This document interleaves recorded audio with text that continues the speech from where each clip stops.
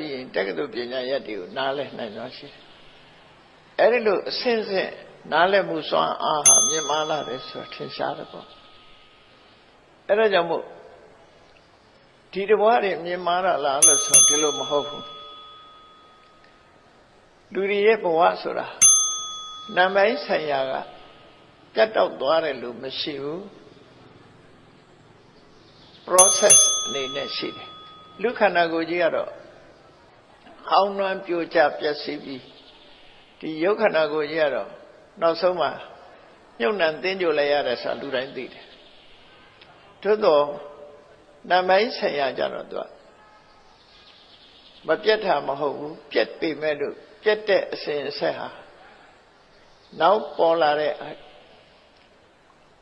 နာမည်ဆိုင်ရာစွမ်းအားတွေကရှေ့ကချုပ်သွားတာတွေကတွန်းအားပေးထားခဲ့တာတွေဖြစ်သည့်အတွက်ကြောင့် energy တို့တတ္တိတို့ဆိုကြံရတဲ့သူအကောင်းထဲမရှိတော့လည်းပဲတတ္တိစွမ်းရည်တတ္တိဟာကူးဆက်သွားတယ်အဲ့ဒါလို့စွမ်းရည်တတ္တိကူးဆက်လို့လူရဲ့ပညာရဟာမြင့်မားပြီးတော့လာတာပဲဖြစ်တယ်နာမည်ဆိုင်ရာတစ်ဆင့်ပြီးတစ်ဆင့်မြင့်သွားလိုက်တာပေါ့တိုးမြင့်သွားတယ်အဲ့တော့ဒီဘဝတည်းမှာလည်းပဲထင်ရှားတယ်ပညာတဖြည်းဖြည်းတိုးမြင့်လာတယ်ဆိုတာထင်ရှား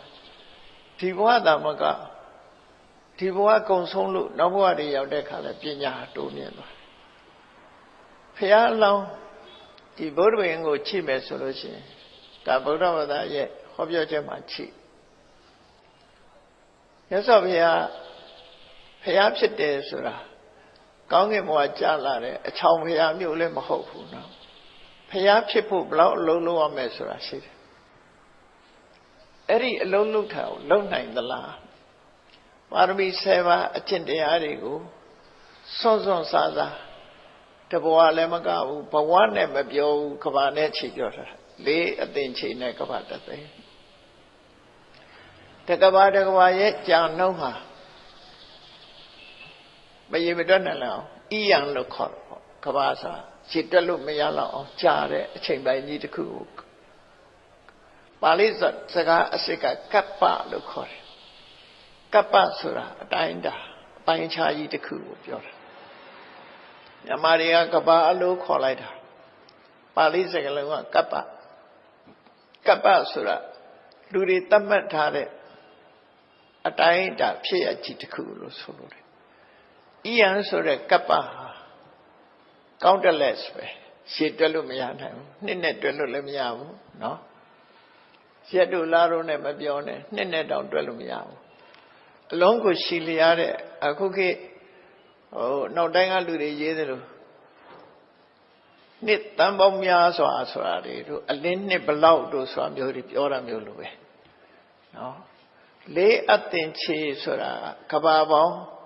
ရှည်တွက်လို့မရတာက၄ခါကြုံခဲ့တယ်လို့ဆိုလို့တယ်ရှည်တွက်လို့ရတာကတသိန်းရှည်တွက်မရတာတွေမဲ့၄ခါတချို့ကတော့လည်းအသင်ချေဆိုတာရေတွက်လို့မရဘဲနဲ့အသင်ချေမဟုတ်ဘူးသင်ချေ၄ခါလို့ဆိုပြီးတော့ပြောတဲ့လူတွေလည်းရှိတယ်အမှန်ကတော့အဲ့လိုမဟုတ်ဘူးနော်ဘယ်လိုရေတွက်ထားတော့လို့အကြမ်းမြင်လေးပြောရမယ်ဆိုရင်ဝိတော်မူတဲ့ဖရာတွေနဲ့ရှည်တွက်တာဖြစ်တယ်ဒီပင်ကရာမြတ်စွာဘုရားနဲ့တိဋ္ဌရမင်းသားတွေ့တယ်ပထမတိဋ္ဌရမင်းသားရဲ့အလောင်းသူမိတာယတိတွေ့တယ်တွေ့ပြီးတော့သူ့ရဲ့ဆန္ဒပြင်းပြလာတဲ့ဖရာဖြစ်ခြင်းနဲ့ဆန္ဒကျုပ်ပန်းအထုတ်မှုလုံလဝိရိယကြံ့ခိုင်တဲ့စိတ်ဓာတ်ထက်မြက်တဲ့အသိဉာဏ်ဖြစ်ပေါ်နေတဲ့ပစ္စုပန်အခြေအနေကိုကြည့်ပြီးတော့ဒီပင်ကရာမြတ်စွာဘုရားကဖြာရိပ်ပေးတာဖြစ်တယ်ဒါကမဆမ်းပါဘူးဒီကနေ့ခေတ်တောင်မှပဲပင်လယ်ထဲမှာဖြစ်ပေါ်နေတဲ့လေဖီအားတွေကိုကြည့်ပြီးပဲနေမုန်တိုင်းတိုင်းပဲတော့ပြောလို့ရတယ်နော်အဲ့ဒီသဘောပဲအလွန်ထက်မြက်တဲ့ပုဂ္ဂိုလ်တွေကအနာဂတ်ကိုဟောတယ်ဆိုတာပစ္စုပန်အခြေအနေကိုကြည့်ဟောတာအဲ့ဒီထဲမှာယင်ထဲကဖြစ်ချင်တဲ့သူမိတာရဲ့သိရဲ့ဖြစ်ချင်တဲ့ဆန္ဒကျိုးပန်းအထုတ်တဲ့လုံလဝိရိယကြံ့ခိုင်တဲ့စိတ်ဓာတ် သူ့ရဲ့အမျှော်အမြင်ကြီးမားမှုဝိမာန်တဆိုတာကိုကြည့်ပြီးဒီပင်ကရာမြတ်စွာဘုရားကအေးနှစ်ပေါင်းဘလောက်သူအလုံးလုံးပြီးရင်ဘုရားဖြစ်မယ်လို့ပြောတာဒါ prophecy လို့ခေါ်တယ်ဗျာဒိတ်စကားလို့ဆိုတာအဲ့ဒါကိုပြောအဲ့တော့ထင်မယ်ဆိုလို့ရှိရင်ဗျာဒိတ်စကားသူပြောချင်တာပြောတာဘုရားမှုတကူနဲ့ပြောတယ်လို့အောင်မေးကြမှာမဟုတ်ဘူးပညာရက်တွေကရှိတယ်ပေါ့နော်ပစ္စုပန်ဖြစ်ရကိုကြည့်ပြီးတော့အနာကအဲ့ဒါကိုအနုမာနလို့ခေါ်တယ်အနုမာနနဲ့ပစ္စကနှစ်ခုကပစ္စကဆိုတာအကြောင်းအကျိုးနှစ်ခုစလုံးကိုသိရင်ပစ္စကအကြောင်းကိုသာသိတယ်အကျိုးမသိဘူးအကျိုးကိုသာသိတယ်အကြောင်းကိုမသိဘူးဆိုလို့ရှိရင်အနုမာနလို့ခေါ်တယ် inference နော်အနုမာနဆိုတာ inference အကြောင်းတွေးထားလို့ရှိရင်အကျိုးကိုပြောလို့ရတယ်အခုမိုးလေဝသဌာနကပြောနေတာအကြောင်းကိုတွေးပြီးအကျိုးပြောနေတာနော်အကြောင်းကိုတွေးလို့ပြောအကျိုးတွေးပြီးရင်လည်းအကြောင်းကိုပြောလို့ရတယ်ဘာလို့ဆိုရင်မိခိုးတွေထွက်နေတယ်ဟိုဘက်မှာမိခိုးလုံးကြီးတွေတက်လာတယ်အေးအဲ့ဒီမှာမီးလောင်နေတယ်လို့မီးမမြင်ရပြီပြောလို့ရတယ်မိခိုးမြင်တာမိခိုးကအကျိုးမီးကအကြောင်းမိခိုးရှိနေပြီဆိုရင်မီးရှိနေတယ်ဆိုတာသိတာအဲ့ဒါအနုမာနလို့ခေါ်တယ်အနုမာနဒီအပြည့်အစုံသိတာမဟုတ်ပေမဲ့လို့အကြောင်းကိုတွေးပြီးအကျိုးကိုဖော်ထုတ်နိုင်တယ်အကျိုးတွေးပြီးအကြောင်းတရားကိုဖော်ထုတ်နိုင်တယ်ဆိုတဲ့အနုမာနနည်းနဲ့လောကကြီးမှာပညာရဆိုတာရှိခဲ့ပေါ့နော်အဲ့ဒါလို့ဘုရားဘာသာဝင်ကိုးကွယ်တဲ့မြတ်စွာဘုရားရဲ့လောင်းတော်ဟာဒီပင်ကရာမြတ်စွာဘုရားနဲ့မင်္ဂလာမြတ်စွာဘုရားတို့ရဲ့ခြားမှာကဘာပေါင်းဘလောက်ကြာတယ်ဆိုတဲ့အရေးအတွက်ကိုမရှိနိုင်လောက်အောင်ကြာညောင်းခဲ့တဲ့အချိန်ပိုင်းကြီးကိုဖြတ်တန်းခဲ့တာဖြစ်လို့အဲ့ဒါကိုတည့်တင်ချေလို့မှတ်တာမင်္ဂလာဘုရားပြီးတဲ့အခါဘုရားပေါင်းမြောက်များစွာမပွင့်မဲနဲ့ကဘာကြီးဟာကုံဆုံးလာခဲ့တာနှစ်ပေါင်းဘလောက်ကြာတယ်ဆိုတာမသိရအောင်ကြာပြီးတော့မှကွန္တိညဘုရားပွင့်တယ်မင်္ဂလာဘုရားနဲ့ကွန္တိညဘုရားကြားမှာတစ်အတင်ချေလို့မှတ်တယ်ဟောနှစ်ခုဖြစ်သွားတယ်နော်နှစ်အတင်ချေဖြစ်သွားတယ်နောက်တစ်ခါ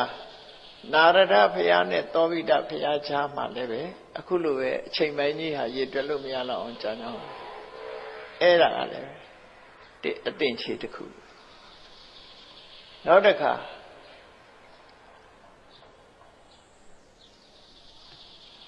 ပဒုမုဒ္ဒရမြတ်စွာဘုရားရဲ့ရှေ့မှာပွင့်တော်မူတဲ့မြတ်စွာဘုရားနဲ့ပဒုမုဒ္ဒရမြတ်စွာဘုရားရဲ့ကြားမှာလည်းပဲကဘာပေါင်းဘလောက်ဆိုတာအရေးအတွက်မရှိလို့အဲ့ဒါတဲ့တင်ချေအလုံးပေါင်းလိုက်တဲ့အခါ၄တင်ချေလို့သူတို့ဆိုလို့တယ်အနောမတ္တိဘုရားနဲ့ပဒုမုဒ္ဒရမြတ်စွာဘုရားကြားမှာတဲ့တင်ချေတစ်ခုအဲ့တော့ဒီပင်္ဂလာဘုရားနဲ့မင်္ဂလာဘုရားကြားမှာအတင်ချေတစ်ခုမင်္ဂလာဘုရားနဲ့ကွန္တိညဘုရားကြားမှာတစ်ခုနာရဒဘုရားနဲ့သောဘိတဘုရားကြားမှာတစ်ခုအနောမတ္တိဘုရားနဲ့ပဒုမုဒ္ဒရမြတ်စွာဘုရားကြားမှာအသင်္ချေတစ်ခုဆို၄အသင်္ချေလို့ပြောတာပဒုမုဒ္ဒရမြတ်စွာဘုရားရဲ့ဒီဘက်နောက်မှာကြတော့ဒီကနေ့ကဘာဗဒ္ဒကဘာထီအောင်ကတသိန်းလို့ပြောတာနော်အဲ့ဒီလိုဒေသချေတဲ့ကဘာတသိန်းပေါ့ပါရမီဖြည့်ခဲ့တာတို့ဗဒ္ဒကဘာမတိုင်ခင်ထီအောင်တသိန်းပေါ့နော်